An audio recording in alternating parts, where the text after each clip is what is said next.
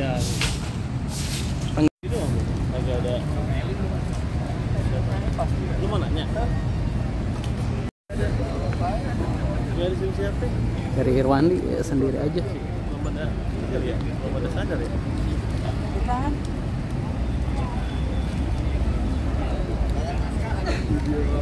Tiba-tiba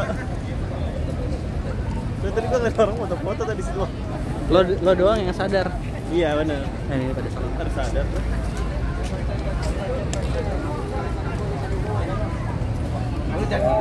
Dulu. Mau foto? Enggak. Lo mau foto? Enggak sih, gua nggak senang foto gini-gini. Walaupun ada artis, ada menteri. Nah, menteri mah yang lawan sama. Enggak, maksudnya kan foto-foto terkenal, Pak.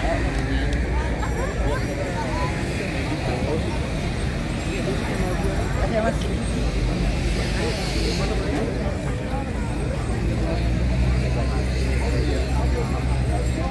Kalau kesel. Iya, saya kerja.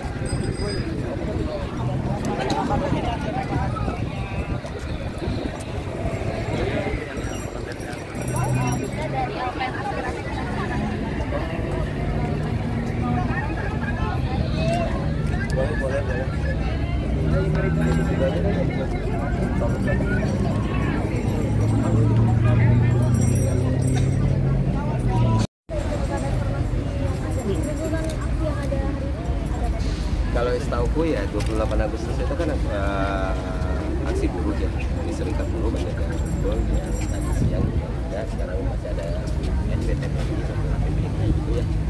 Ya beberapa jelas kesejahteraan dulu, satu kedua masalah pemerintah sendiri, masalah government sendiri, masalah alokasi anggaran sendiri.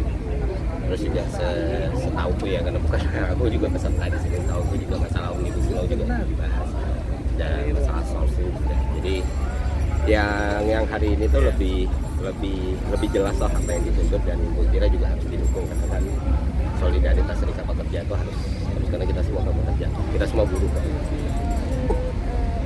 Kira-kira kalau misalnya nggak ada reformasi dari hasil aksi ini, apa yang akan terjadi? Ya protes aja. Tapi berharapnya bisa didengarkan karena kan pekerja itu salah satu fundamental paling penting dalam ekonomi suatu negara. Gitu. Kalau negara gagal memberikan kepastian dan keamanan untuk para pekerjanya, kita bisa berharap. Dan semoga dikonsider lah, jangan sampai protes terus, orang kan juga mau kerja. Kalau mengenai tuntutan reformasi pajak sendiri nih, kan dari APBN sebagian besar itu dari pajak. Nah, menurut abang Berapa persen? 85% dari pajak. sampai berapa? Berarti menurut abang sendiri itu sebagian seharusnya pajak itu Ini sorry aku ngerokok ya kalau ada. didistribusikan untuk menyejahterakan rakyat. Nah sekarang kan kalau kita menghitung anggaran pendapatan belanja negara, 85% income dan pendapatan negara itu berasal dari pajak, sisanya PNBP. Nah dari Ditjen Pajaknya sendiri, Kementerian Keuangan di sini punya tugas untuk mengkolek ini pajak itu seberapa banyak. Kalian tahu tax ratio kita berapa sekarang? Ada yang tahu nggak berapa? Sebanyak ini orang nggak ada yang tahu tax ratio kita berapa. 9,9%, itu rendah sekali dibandingkan negara Asia Tenggara yang lain. Artinya apa? Artinya banyak sekali potensi-potensi perpajakan yang tidak bisa diraih.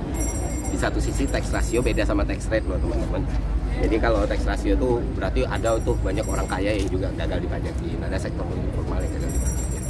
Nah, kenapa ini bisa terjadi? Seharusnya pendapatan ini bisa dimaksimalkan dengan majatin orang kaya, misalnya orang yang seharusnya pendapatan yang gede itu punya kena pajak progresif. Di sisi lain, sektor formal itu harus jalan. Gue kira di sini nggak ada yang keberatan untuk bayar pajak kalau pemerintahnya bekerja dengan baik, ya kan? Kita akan fair-fair aja, bagian dari kewajiban kita sebagai warga negara. Tapi kalau pemerintahnya gagal menjawantakan itu dengan baik, ya wajar orang protes dong. Siapa sih yang suka dipajakin? Gue kerja 10 tahun di Kementerian Keuangan, pas resign gue tau nggak enak banget dipajakin. Tapi di sisi yang lain, kayak gimana kepatuhan pajak itu bisa meningkat kalau kita nggak merasakan perubahan besar atas itu, atau program-program tidak berjalan sesuai dengan apa yang dipikirkan sama masyarakat. That's the point gitu. Jadi reformasi perpajakan diperlukan, tapi lebih jelas apa sih sebenarnya, karena kan kita punya masalah di tax ratio, kita punya masalah di sektor informal yang terlalu banyak. Kayak gimana nggak informal, orang sekarang lebih suka mempekerjakan orang secara outsourcing dan ngebuang orang sesuka hati. Kayak kemarin itu gue baru dapat laporan ada orang yang dipaksa untuk resign, bahkan untuk pesangon pun perusahaan nggak mau bayar. Nah di sini kan seharusnya negara hadir, gitu. Jadi disesuaikan. Kalau misalnya negara mau rate tax ratio itu naik, gitulah, kepatuhan pajak naik, ya performanya dibagusin dong, gitu. Sama kayak anggota DPR.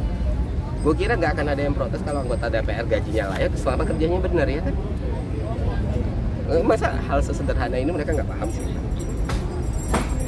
Apa kira-kira manfaat yang akan diterima oleh buruh dan juga masyarakat apabila reformasi perpajakan ini disetujui dan diterapkan? Iya, kalau reformasi perpajakan bisa menghasilkan ketaatan pajak yang bagus, rasio pajak yang bagus, tentu ekonomi berputar. Ekonomi berputar artinya aturan pajak Indonesia itu kan bila PTKP. Ada penghasilan tidak kena pajak itu 54 juta per tahun, di bawah itu nggak kena pajak. Tapi kalau orang bisa menghasilkan lebih banyak, artinya ada volume ekonomi yang berjalan di situ. Kayak kita punya penghasilan yang bagus, penghasilan itu akhirnya diserap sama negara ngebangun, kan teorinya seperti itu, seharusnya seperti itu. Jadi ya akan baik sekali. Tapi sebelum itu bisa berhasil, balik lagi legislatif sama eksekutifnya harus bekerja dengan benar. Kemudian terakhir mungkin harapan abang ini mengenai kondisi perekonomian di Indonesia. Kayaknya harapan semuanya sama ya, lebih baik. Lebih baik artinya gue bisa lebih jualan gitu ya. Channel YouTube gue bisa lebih ditonton orang gitu kan. Atau AdSense-nya lebih banyak. Kita nggak harus kelaparan gitu. Karena ketika perut kita kenyang kan kita punya opsi hidup yang lebih baik dan lebih banyak. Dan sekarang biar minimum ininya aja gitu. Sayang dengan segala potensi kita punya bonus demografi kok malah nggak produktif, kan aneh negara ini. Bang Ferry, tanggapan mahasiswa Malaysia yang demo di KBRI dukung aksi demo DPR kemarin gimana?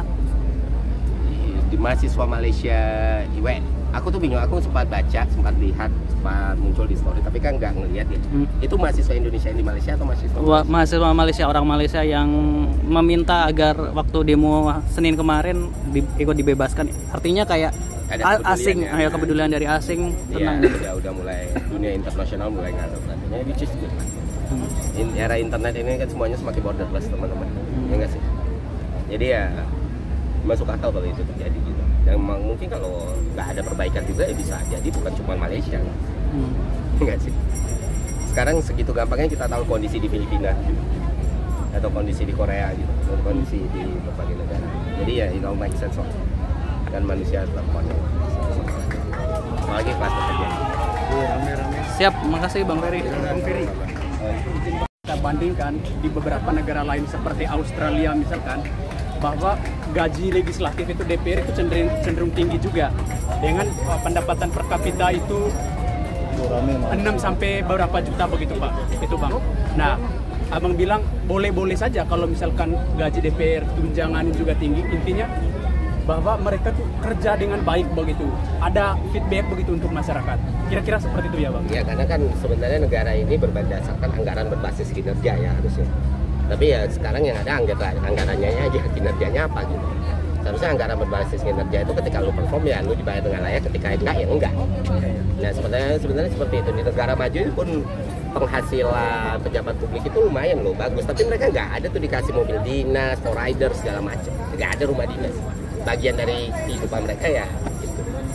Jadi sebenarnya ya yang bikin marah masyarakat itu udahlah dibilang udahlah gaji kita nggak naik, hidup kita sulit ya kan, udahlah kita protes dibilang tolol. Cuma kan sama-sama ini. Bang Ferry Irwandi, selain Bang Ferry melihat tuntutan dari masyarakat, apa ada yang disampaikan juga Bang Ferry untuk dewan-dewan wakil rakyat kita? Bekerjalah dengan benar, itu aja. Masyarakat kita bukan kaum barbar kok. Kalau lu kerja benar juga bakal disupport. Itu aja. Orang kan juga capek demo ya. Tapi gimana lagi gitu, whistleblowernya nggak jalan. Kalau nggak mau keganggu kerjanya ya kerja yang baik lah.